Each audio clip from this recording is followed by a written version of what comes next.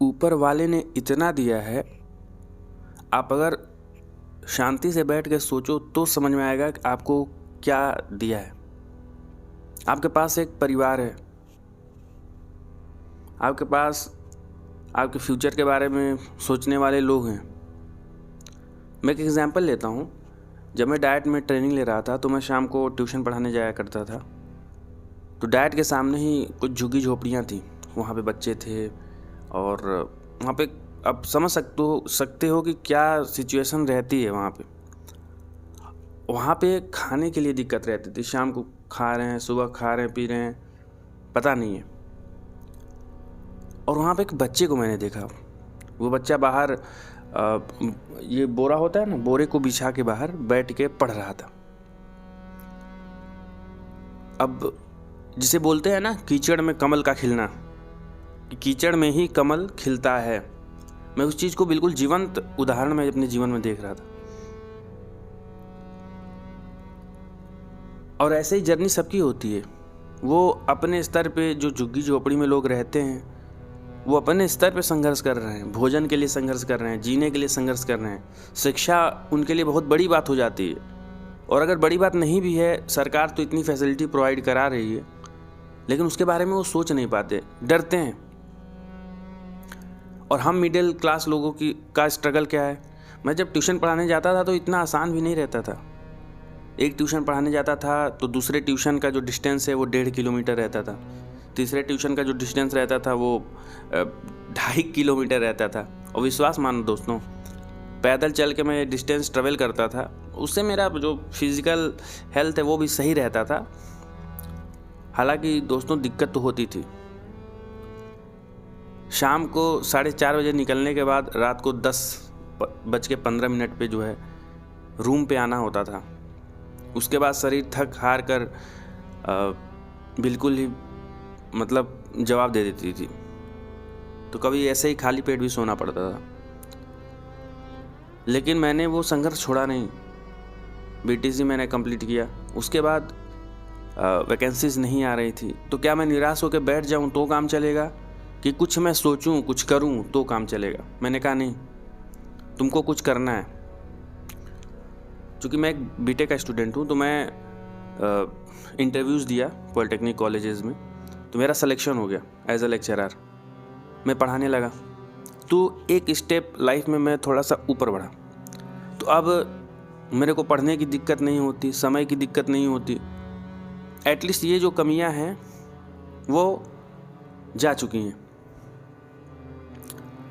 अब आप सोचोगे कि ये तो मिडिल क्लास के लोगों का स्ट्रगल है ही। हाँ दोस्तों, है। अलग अलग स्तर पर स्ट्रगल होता है। हमको बहुत सी बातें सुननी पड़ती हैं, बहुत सी चीज़ों को बर्दाश्त करना पड़ता है। और ये केवल हमारी असफलताओं के बारे में नहीं है। ये ऐसा नहीं है कि हम असफल हो रहे हैं, हम खुद से भी लड़ाई कर रहे होते हैं। हर एक पल हम लड़ाई कर रहे होते हैं कि जीवन में कुछ तो बेहतर हो, क्योंकि कोई इंसान नहीं चाहता कि उसकी लाइफ गलत तरीके से आगे बढ़े। हर इंसान चाहता है कि लाइफ बेहतर हो। लेकिन जीवन में कुछ ऐसी परिस्थितियां आती हैं कि हमें वहाँ पे डिसीजन थोड़ा कड़वा लेना पड़ता है। कोई दिक्कत नहीं है, ये अपनी लड़ाई है, अपना जीवन है, अपने तरीके से इसको जिया जाएगा, अपने तरीके से लड़ा जाएगा। और एक दिन याद रखना दोस्तों, आप जो सुन रहे हो ना मेरी बात को, यहाँ तक सुनते हुए आए हो, आप याद रखना आपकी ही बात मैं कर रहा हूँ।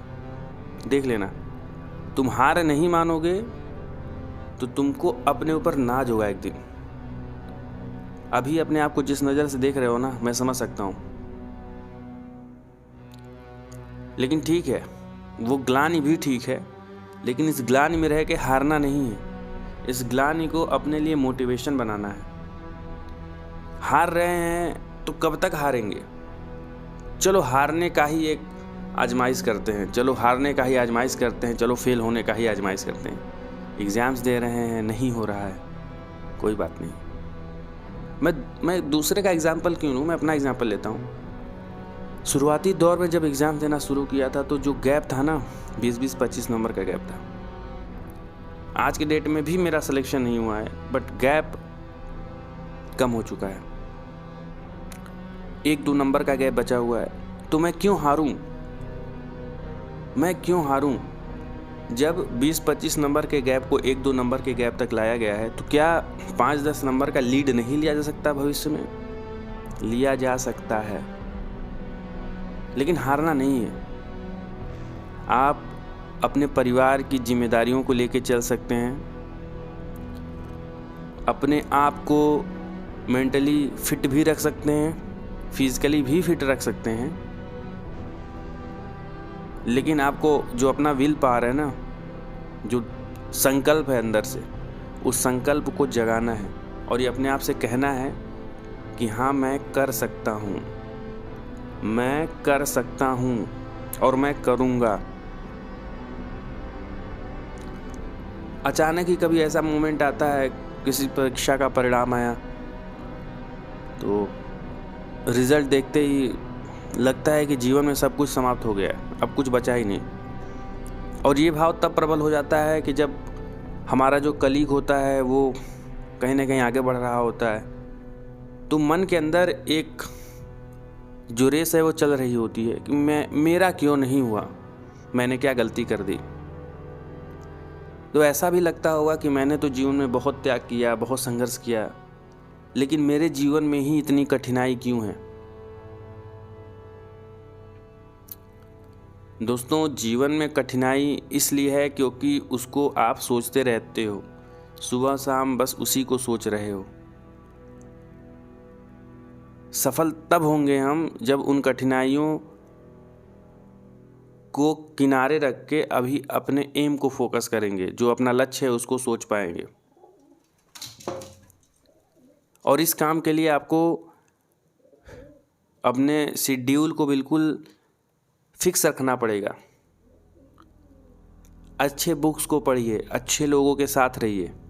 अब अगर आप ऐसी संगति रखते हो जहाँ पे 4 लोग हैं और आपके आइडियाज़ को वो इज्जत नहीं देते, रिस्पेक्ट नहीं देते, आप कहते हो कि मैं सिविल सर्विसेज की तैयारी करूँगा और 4 लोग मिलकर उसका मजाक उड़ा रहे हैं, तो फिर वो सर्कल ख़राब है दोस्तों। आप कहते हो कि मैं नेक्स्ट अटेम्प्ट में यूपी टेट ज़रूर क्वालिफाई करूँगा और लोग कहते हैं कि बहुत कठिन है, नहीं हो सकता, तुम नहीं कर पाओगे। दोस्तों, वो सर्कल ख़राब है, तुरंत छोड़ दीजिए। आप जैसा बनना चाहते हो ना, वैसा सर्कल चूज़ करो, वैसे लोगों के साथ रहो। और मेरा एक पर्सनल अनुभव है, आप खुद से 4-5 साल बड़े लोगों के साथ में रहो, आपको कुछ फ़ायदा मिलेगा। और वो फ़ायदा मैं अभी बता रहा हूँ, आप सुन रहे हो। जब ऐसा करोगे तो वो जो फ़ायदा मिलेगा आपको फील भी होगा।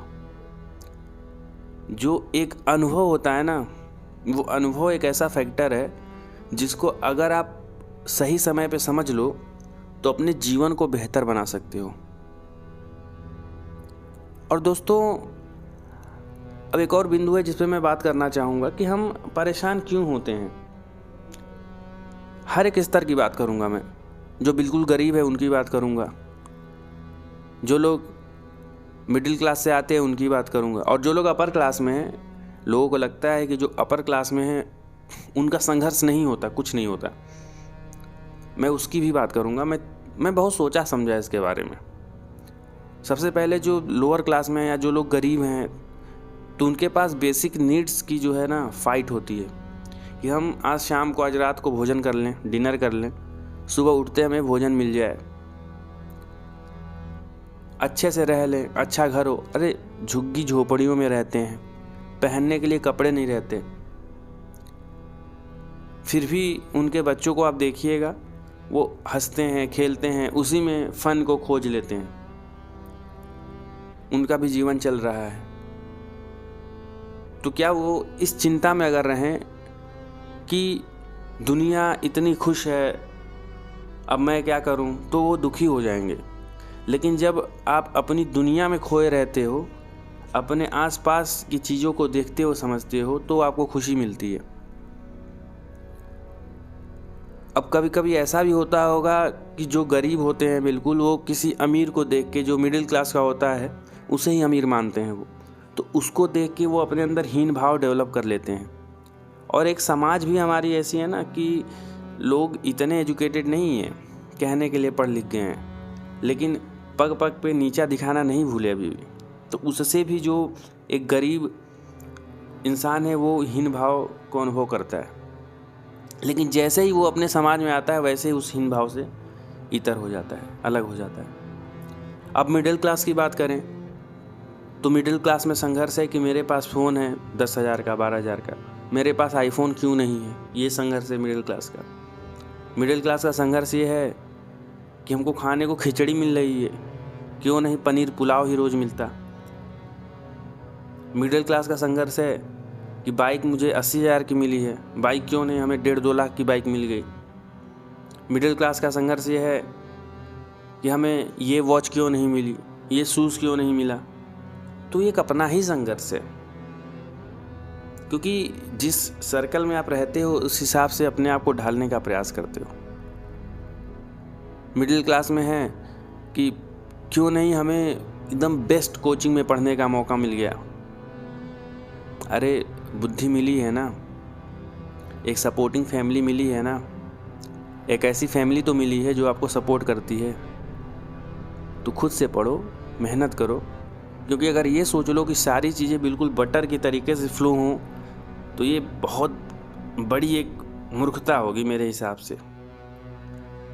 अब देखिए दोस्तों, जो अमीर कहे जाते हैं लोग, जो कहे जाते हैं कि बिल्कुल ही क्रीम लेवल में आते हैं लोग, उनके पास क्या दिक्कत है। पैसे की तो कोई कमी नहीं रहती, उनके पास मन का सुख नहीं होता।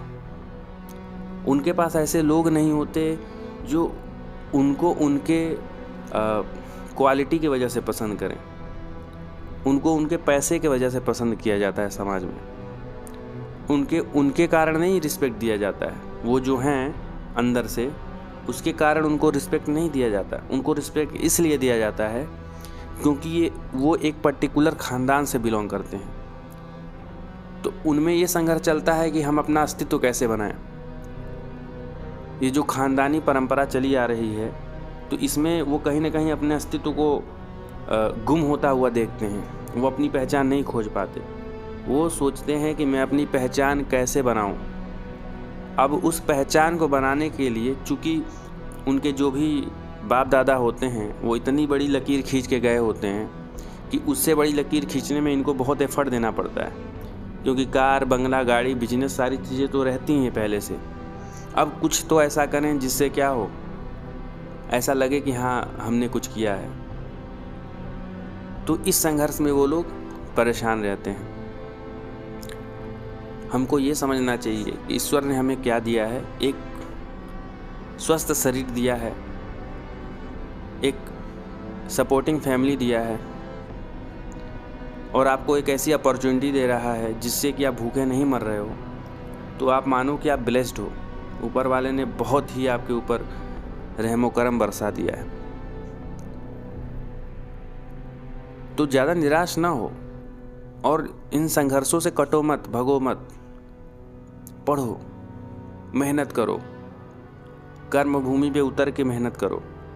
और जब आप मेहनत करना शुरू करते हो, जब आप अपने टाइम को यूटिलाइज़ करते हो, तो ये जो फालतू के विचार दिमाग में आते हैं ना, क्या करूं, इधर चला जाऊं, उधर चला जाऊं, लटक जाऊं फांसी पे, तो ये सारे जो फालतू के विचार हैं ना, ऑटोमेटिक ये विचार आना बंद हो जाएंगे। दोस्तों विश्वास मानिए, जो खाली दिमाग है वो शैतान का दिमाग होता है।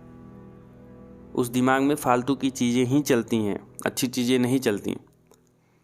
तो मेरा सुझाव है दोस्तों कि आप हेल्दी सोचिए, हेल्दी रहिए, और अपने आप को ऐसे चीज़ों में लिप्त रखिए जो आपके पर्सनालिटी को ग्रो करने में हेल्प करें, आपके नॉलेज को बढ़ाने में हेल्प करें। अभी फ़िलहाल 3-4 साल, 5 साल जो है ये काम करते रहो, फिर समाज में आ जाना। सामाजिक काम भी अच्छे से करोगे। जब आपके पास बुद्धि, समझ, अनुभव एक अच्छे लेवल का रहेगा तो समाज में एक अच्छे व्यक्ति बन के उभरोगे आप। अब जो देर हो रहा है वो देर तो होगा ही, जिस समय पे जो लिखा है उसी समय पे होगा, लेकिन अपना कर्म करना आप न भूलिए। उम्मीद करता हूँ दोस्तों मेरी बात आपको समझ में आई होंगी। ये केवल इसलिए क्योंकि जो निराशा है ना, वो निराशा हमारे ऊपर हावी न हो जाए, इसलिए मैंने ये वीडियो बना दिया। तो ज़्यादा तकलीफ़ में ना रहो, मस्त रहो। जो हो रहा है वो अच्छा हो रहा है, जो होगा वो भी अच्छा होगा, और जो बीत गया वो भी अच्छा ही हुआ। तकलीफ़ों को गिनाओगे तो तकलीफ़ें कम नहीं होंगी और ज़्यादा बढ़ती जाती हैं दोस्तों। उम्मीद करता हूँ ये वीडियो आपको अच्छा लगा होगा। अगर अच्छा लगा हो तो ज़रूर मेरे चैनल को सब्सक्राइब करिए, वीडियो को लाइक करिएगा, जो सुझाव हो उसको कमेंट करिएगा। धन्यवाद।